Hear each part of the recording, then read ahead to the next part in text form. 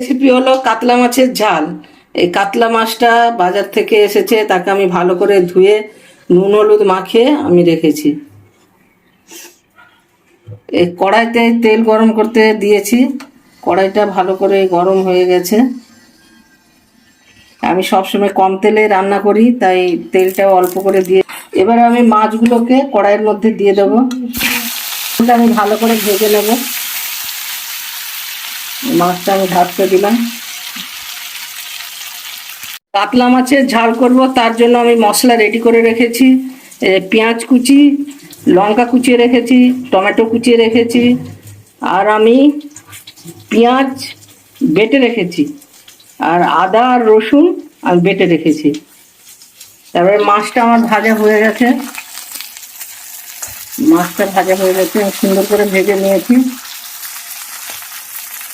আমি একটা আলু ভালো করে লম্বা লম্বা করে কেটে সেটা আমি ভেজে আগে তুলে রেখেছি। তেল দিয়েছি কড়াই পরিমাণ মতো, একটু কম তেলেই রান্না করি। তারপর আমি এই মশলাগুলোকে একটার পর একটা দেবো। এই পেঁয়াজ কুচানোটা আমি দিয়ে দিচ্ছি আগে।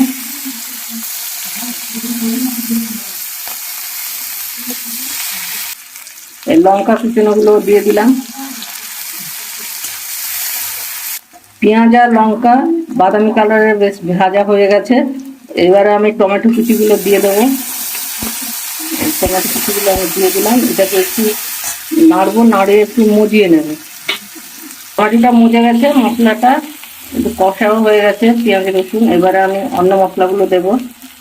এই যে পেঁয়াজ যে ঘষে রেখেছিলাম, সেই পেঁয়াজ ঘষাটা আমি দিয়ে দিলাম। পেঁয়াজটা বাটা ছিল। এবারে আদা রসুনটাও আমি দিয়ে দিচ্ছি।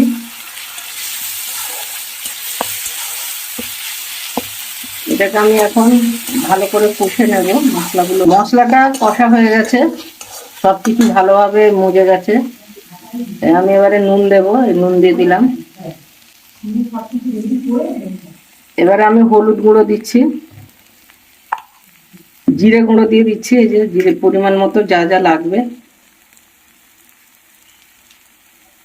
নুন, হলুদ আর জিরে গুঁড়ো আমি দিলাম।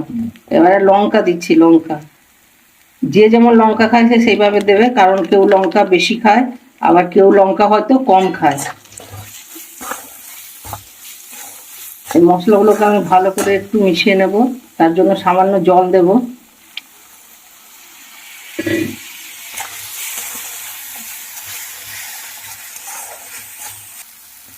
যে যেমন ঝাল খায় সেইভাবে ঝালটা দেবে। এই মশলাটা বেশ কষা হয়ে গেছে। এবার আমি আলুগুলো ভেজে রেখেছিলাম, আলুগুলো আমি দিয়ে দিচ্ছি। এই আলুগুলো দিয়ে আমি একটু একটু নাড়াচাড়া করবো, একটুখানি নাড়িয়ে নেব। ভালো করে একটু কষিয়ে নিলেই ভালো হয়। আমি কষিয়ে নিচ্ছি আলুগুলো মশলার সঙ্গে। এবার আমি জল দিয়ে দিলাম। জল দিয়ে আরেকটু আমি এটাকে কষবো ভালো করে, যাতে আলুর মধ্যে সব মশলাগুলো ভালোভাবে চলে যায়। এবার আমি পরিমাণ মতো জল দেব, যা জল লাগবে আমি দিয়ে দিলাম। এবারে আমি এটাকে ফুটতে দেব। আর ঝাল তো, এটা মাছের ঝাল হচ্ছে, কাতলা মাছের বেশি ঝোল থাকবে না, গায়ে গায়ে মাখা মাখা হবে। তাই আমি পরিমাণ মতো জলটা দিয়েছি। এখন আমি এটাকে ফুটতে দেব। আমি ঢাকা দিয়ে দেব যাতে আলুটা ভালো করে সেদ্ধ হয়ে যায়। আলুটা সিদ্ধ হয়ে গেছে। এবারে মাছটা আমি ছেড়ে দেবো আস্তে আস্তে করে। এখন আমি কিছুক্ষণ এটাকে ফুটতে দেব, যতক্ষণ না সব মশলাগুলো মাছের মধ্যে চলে যায়, ভালো করে মাছের মধ্যে ঢুকে যাবে। এবার আমি ঢাকা দিয়ে দেবো। এই মাছের ঝাল হয়ে গেছে, ঝোলটা বেশ গায়ে মাখা মাখা হয়ে গেছে। এবার আমি নামিয়ে নেব। এই ভিডিওটা যদি ভালো লেগে থাকে তাহলে একটা লাইক দিয়ে আমাকে উৎসাহ দেবেন, আর কমেন্টে জানাবেন যদি কিছু আমার বলা ভুল হয়ে থাকে। আমি গীতাঞ্জলি লাইফস্টাইল থেকে বলছি।